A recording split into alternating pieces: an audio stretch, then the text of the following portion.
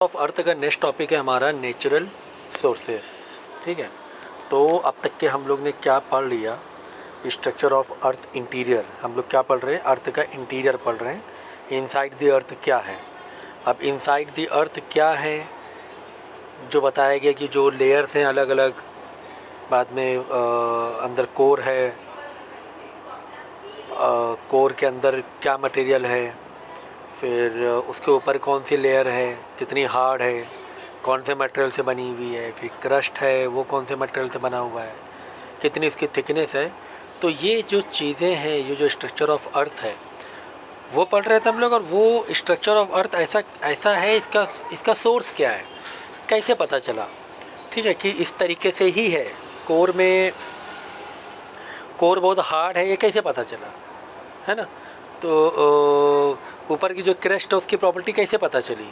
तो ये अलग अलग सोर्सेज हम लोग पढ़ रहे थे कि हमारे पास आर्टिफिशियल सोर्सेज हैं। तो इसमें प्रेशर हमने पढ़ा कि प्रेशर से पता चला कि नीचे के जो कोर है वो डेफिनेटली हार्ड होता जाएगा। फिर टेम्परेचर के बारे में बताया गया है कि टेम्परेचर कितना होगा अंदर का। ठीक है, फिर इसके बाद जो एविडेंसेस थे थ्योरी की वो पढ़ा हम लोग ने। अब आखिरी टॉपिक है वोल्केनिसिटी। वोल्केनिसिटी क्या होता है कि जो अर्थ के अंदर मोल्टेन रॉक है, अर्थ के अंदर क्या है, मोल्टेन रॉक। उस वो मोल्टेन रॉक जब एक्सेस एनर्जी हो जाती है, गैस एक्सेस हो जाती है, तो वो वोल्केनो को थ्रू एक छोटा सा माउंटेन होता है, उसके अंदर एक होल पाइप होता है, उस पाइप के थ्रू बाहर आता है, उस पाइप के थ्रू बाहर आता है। यही क्या है हमारा वोल्केनिसिटी बोलते हैं इसे। तो some scientist believe on the basis of the upwelling and spread of hot and liquid lava on Earth's surface during volcanic eruption that there is at least such a layer below the Earth's surface which is liquid state। तो ये believe है कि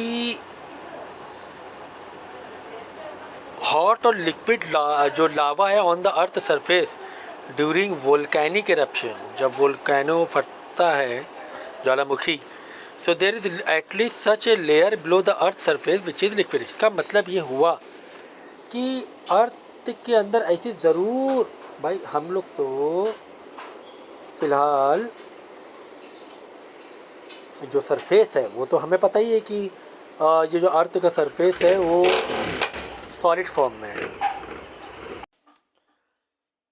वो तो हमारी जो है वो सॉलिड फॉर्म है। ठीक है, अब ये बताया गया है कि अंदर भी एक ऐसी कोई लेयर हो सकती है जो कि मोल्टेन फॉर्म हो सकता हो, मोल्टेन फॉर्म में, क्योंकि तभी तो लावा है ना। क्या हो रहा है, जैसे कोई यहाँ पे कोई एक लेयर है जो मोल्टेन फॉर्म में पिघला हुआ पत्थर है। अब वो उसके अंदर इतनी गैस, इतनी हीट, इतनी एनर्जी हो जाती है कि वोल्केनो एक एक एक पासिंग, क्योंकि पासिंग फिर वो होता है ना, जैसे बोलते हैं पानी अपना रास्ता बना लेता है, पानी अपना रास्ता बना लेता है। तो अब ये मोल्टेन फॉर्म है, इतनी गैस, इतनी एनर्जी है, तो कभी कभी जब एनर्जी एक्सेस हो जाती है तो उसे बाहर निकलना पड़ेगा, है ना। तो बाहर निकलने के लिए वो बहुत सारे, अब देखो कि वर्ल्ड में वोल्केनो है, कुछ ऐसे वोल्केनो अफ्रीका में जो ऑल मतलब पूरे साल एक्टिव रहते हैं, निकलता रहता है उसमें लावा, तो फटता है, फिर ये रास्ता निकाल के फिर ये इस तरह मोल्टेन फॉर्म में बाहर आ जाता है। फिर वो पत्थर बीच बीच में आता रहता है बाहर, मैग्मा या लावा बोलते हैं उसे।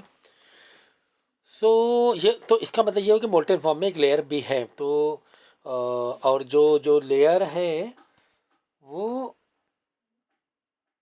एक मिनट, हाँ, वो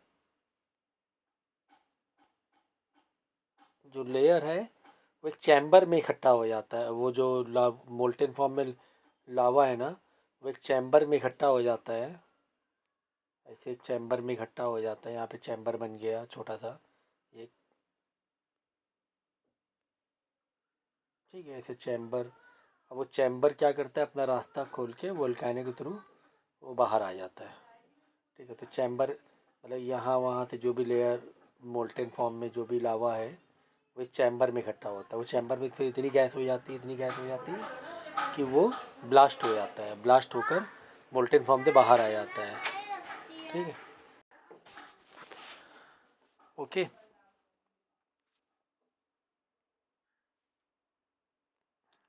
तो इस तरह बाहर आ जाता है, यही इसमें लिखा हुआ है।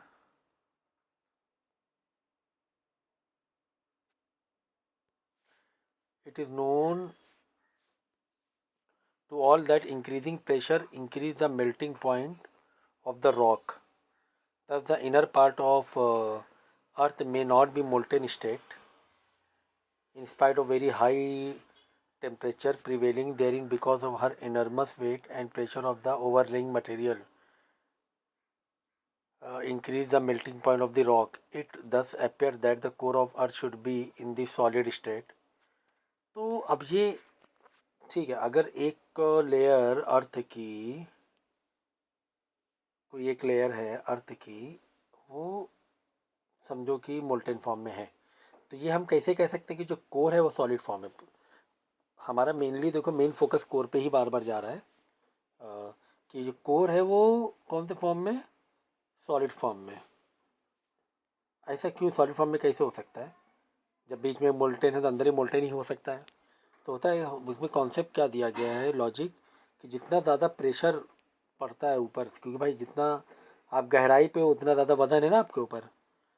भाई वजन कहाँ पे ज़्यादा होगा, इधर इधर कि इधर, डेफिनेटली इधर ज़्यादा वजन रहने वाला है, तो कॉमन सेंस होगी बात, है ना।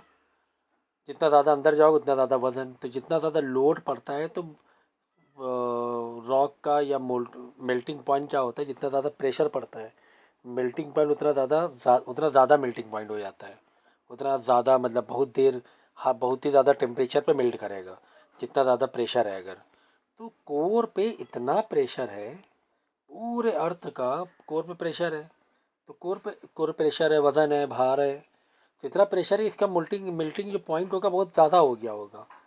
मेल्टिंग पॉइंट इतना ज़्यादा हो गया कि ये मेल्ट हुआ ही नहीं, क्योंकि मेल्टिंग पॉइंट बहुत ज़्यादा हो गया। क्यों मेल्टिंग पॉइंट बहुत ज़्यादा है, क्योंकि बहुत ज़्यादा प्रेशर है, इसको प्रेशर ज़्यादा होने से मेल्टिंग पॉइंट बढ़ जाता है। मेल्टिंग पॉइंट मतलब वो टेम्परेचर पॉइंट जिस पर रॉक मेल्ट हो, ठीक है ना। अब मेल्टिंग पॉइंट बहुत ज़्यादा हो गया तो मेल्ट नहीं हुआ होगा, इसलिए वो सॉलिड होगा, क्योंकि एकदम गहराई पर है, क्योंकि एकदम गहराई पर है। So now question arises where hot and liquid lavas come from during volcanic eruption. मतलब ये कहाँ से आ रहा है volcanic eruption lava, तो it may be pointed out that when the pressure of super incumbent load is released due to fracturing and faulting in the crystal surface, the melting point of underlying rock is reduced and thus the rocks are instantaneously melted because required degrees of high temperature is already present there. तो देखो temperature तो बहुत ज़्यादा है पहले से ही, अब सवाल है प्रेशर का, प्रेशर का भी रोल होता है, दोनों का रोल होता है किसी के मेल्टिंग पॉइंट का। प्रेशर बहुत ज़्यादा है तो प्रेशर बहुत ज़्यादा से अभी फ़िलहाल मेल्टिंग में नहीं है फ़िलहाल, लेकिन ऊपर के जो क्रस्ट में अगर कुछ भी आप चेंजेस हो रहा है, कुछ भी ऑल्टरेशन हो रहा है, थोड़ा सा क्रस्ट इधर उधर हो रही हैं, तो प्रेशर क्या हो रहा है इसमें, कम हुआ जा रहा है ना। ऊपर के क्रस्ट की लेयर इधर उधर हट रही हैं, तो उसके नीचे प्रेशर कम हो रहा है। जैसे प्रेशर कम हुआ, टेम्परेचर ज़्यादा था ही, तो प्रेशर कम होगा तो वो जो रॉक है ना वो इंस्टेंटली मेल्ट हो जाएगा, क्योंकि इतना सब बहुत हैवी लेवल की चीज़ें चल रही हैं इसमें, है ना। कोई छोटा मोटा प्रेशर की, छोटे मोटे लोड की बात नहीं हो रही है। तो प्रेशर कम बीच बीच में होता है, क्यों प्रेशर बीच में कम होता है कि ऊपर की क्रस्ट की जो लेयर है उसमें हलचल होती है, एनर्जी रिलीज होने से जैसे हलचल होती है इधर उधर होती हैं, प्रेशर नीचे थोड़ा भी कम हुआ तो इंस्टेंटली माउंट जो रॉक होते हैं वो मेल्ट हो जाते हैं। प्रेशर क्योंकि टेम्परेचर तो पहले ज़्यादा है ही, टेम्परेचर पहले से ज़्यादा है ही।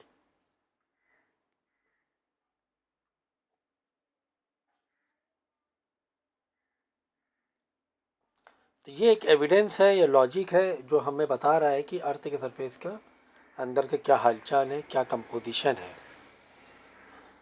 अब एविडेंस ऑफ सिस्मोलॉजी, सिस्मोलॉजी क्या होता है कि जो अर्थ की लेयर्स को के वेव्स को, वाइब्रेशन को स्टडी करे।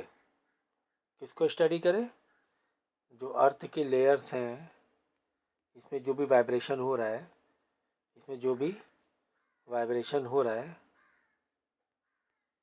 उसको स्टडी करे, तो उसको क्या बोलते हैं, seismology.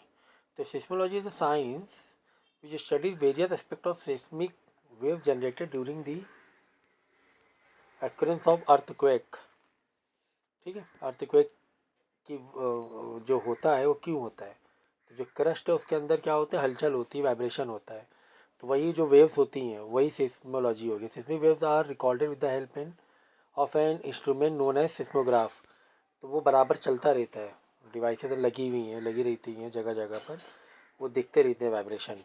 It may be pointed out that seismology is the only source which provides authenticated information about the composition of Earth's interior.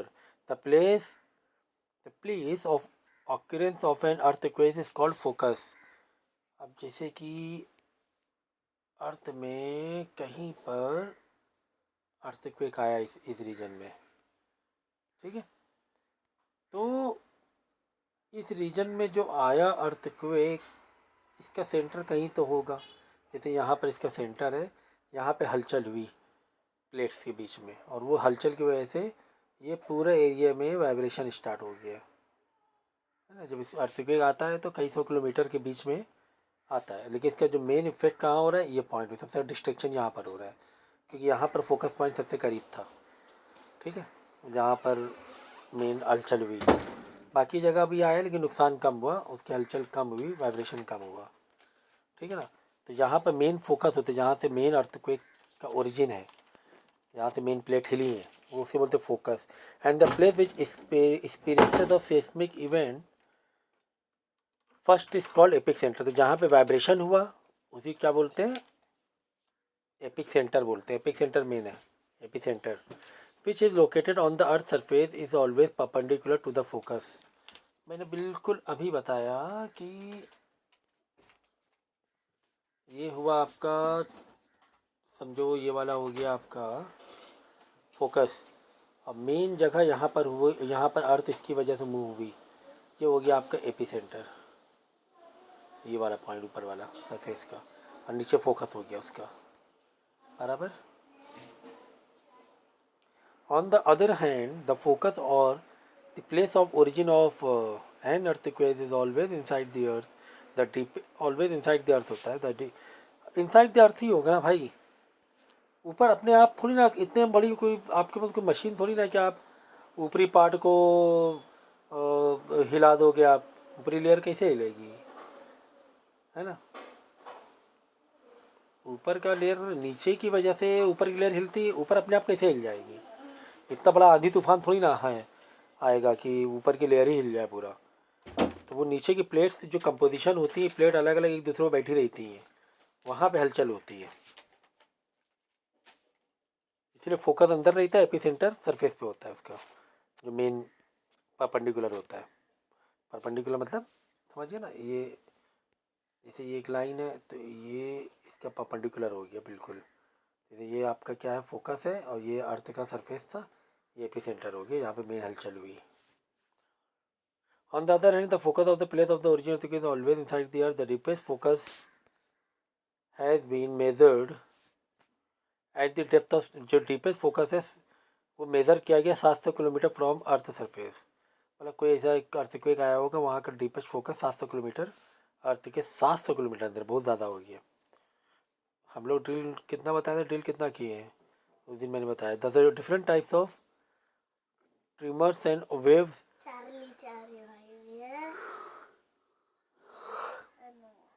the different types of tremors and waves generated during the occurrence of an earthquake are called seismic wave। जो waves अलग अलग लहरें, मतलब surface में जो vibration हुआ है वो एक वेव, वाइब्रेशन मतलब एक वेव ही आएगी ना, ऐसे वाइब्रेशन हो रहा है तो वेव ही होगा ना एक तरीके से। तो ये सेस्मिक वेव बोलते हैं, which are generally divided into 3 broad category, primary wave, secondary wave and surface wave. A primary wave called the longitudinal or compressional waves or simply P waves, are analogues to sound waves wherein particles move both to and fro in the line of propagation of the ray. P wave travel with faster speed through solid material, though these also pass through the liquid material, but their speed is slowed down. तो सबसे ज़्यादा ये जो main जो होता है ना, primary wave, जो सबसे मेन जहाँ से आती है वेव से, फोकस से, तो ये होती प्राइमरी वेव, मेन फोकस से निकली हुई। ये सॉलिड बहुत ज़्यादा वाइब्रेट करती है और लिक्विड में थोड़ा कम वाइब्रेट करती है, समंदर में भूकंप आता है। अब secondary wave are called transverse or distortional wave simply S wave, these are the analogs of water ripple or light wave. ये थोड़ी लाइट होती है, इसकी वजह से फिर ये और वेव निकली, होता है ना, इसे मेन वेव, फिर इसकी वजह से और साइड में वेव्स निकली अर्थ के सरफेस में, तो वो हो जाएंगी secondary wave. When the particle move to right angle to raise, S wave cannot pass through liquid material। इतनी लाइट होती है लिक्विड मटेरियल में पास नहीं करती। फिर सरफेस वेव देखो, are called long period wave or simply L waves. These waves generally affect only surface of the earth and die out at the smaller depth. These waves cover longer distance of all seismic wave, though their speed of lower P and S wave, but these are most violent and destructive। जो surface wave होती हैं बहुत ज़्यादा destructive होती है। क्यों भाई बहुत ज़्यादा डिस्ट्रक्टिव होती हैं? भाई अंदर जो अर्थ के अंदर तो पूरा ठोस है ना, उससे कोई फ़र्क नहीं पड़ रहा है ना, अंदर पूरा सॉलिड है, लेकिन सरफेस जो है इसमें एटमॉस्फेयर बाहर खुली जगह है, तो इसको हिलने के लिए ज़्यादा जगह मिल गई मूव करने के लिए। ये तो दबी हुई है ऊपर के मिट्टी से, पत्थर से। यहाँ पर तो ऊपर मेन तो ऊपर खुला ही हुआ है और ऊपर बिल्डिंगें हैं, सारी चीज़ें घर हैं, तो वो डिस्ट्रक्टिव हो जाती हैं सरफेस वेव। इसलिए सरफेस वेव सबसे ज़्यादा डिस्ट्रक्टिव होती है, वायलेंट होती हैं। When an earthquake occurs, the seismic wave are recorded at the epicenter with the help of seismograph. In the beginning a few small and weak swings are recorded। शुरुआत में छोटे छोटे वीक ऐसे दिखते हैं कि हाँ हल्का वाइब्रेशन आ रहा है, फिर मेन वाइब्रेशन आ जाता है, लेकिन वो सेकेंड्स का फ़र्क रहता है, तो हम लोग उतना अर्थक्वेक के लिए अभी तक के प्री अलर्ट नहीं रह पाते हैं। बाकी तूफ़ान के लिए प्री अलर्ट हो जाएगा, आंधी बारिश के लिए, लेकिन अर्थक्वेक ऐसी चीज़ है, it's really very sudden happening, तो लोगों को मूव करने का मौका भी नहीं मिलता है कि घर से बाहर जा सके। Such so epics with the help of the finger because such tremors are called first preliminary wave. After brief interval of secondary preliminary tremors are recorded, finally the main tremors। ठीक है, फिर थोड़ी बड़ी और आएगी सेकेंडरी बोली, फिर main आ जाएंगी, उसको बोलेंगे main trimmers. The nature and properties of composition of the interior of the earth may be successfully obtained on the basis of the study of various aspects of seismic wave, mainly the velocity and travel path of this wave while passing through a homogeneous solid body, but these waves are reflected while passing through a body having heterogeneous composition and varying density zone। अब ये जो waves होती हैं वो तो एक जैसी होती हैं, लेकिन ये जो पास होती हैं भाई, ये अलग अर्थ की ये सरफेस अलग डेंसिटी की बनी है, ये अलग मटेरियल डेंसिटी की बनी है, ये अलग डेंसिटी, यहाँ पर अलग, क्रस्ट में भी अलग अलग है ना। क्रस्ट मतलब जो ऊपरी पार्ट है वो भी तो ऊपरी पार्ट भी तो अलग अलग, कहीं मिट्टी, कहीं समुंदर है, कहीं पत्थर है ज़मीन में, तो इसीलिए इसका इफेक्ट जो होता है अलग अलग होता है, क्योंकि वो वेव तो होमोजीनियस थी, लेकिन आगे चल के हेट्रोजीनियस मटेरियल है, तो वेव भी फिर अलग अलग मटेरियल में अलग अलग तरीके से वाइब्रेशन करेंगे। If the earth would have been composed to homogeneous solid material, the seismic wave should have reached the core of earth in straight path, but this is not the case of reality। समझ लो, अगर homogeneous solid होता अर्थ का पूरा, तो बहुत तेज़ी से seismic wave हर जगह फैल जाती, हर जगह पूरी अर्थ में। तो कहीं कहीं पे लेयर्स हैं, ब्रेक्स हैं, ये लेयर है, फिर ये ब्रेक्स है बीच में, फिर लेयर है, फिर ब्रेक्स है, और फिर मटेरियल भी अलग अलग है, तो वो थोड़ा सा ठीक है। It became obvious that Earth is not composed of homogeneous material, rather there are variation of density inside the Earth। The seismic waves are refracted in the places of density changes। जहाँ density change होगी वहाँ पे seismic wave है ना वापस आ जाएंगी, कहीं मिट्टी आ गई, कहीं पत्थर आ गया, कहीं पानी आ गया।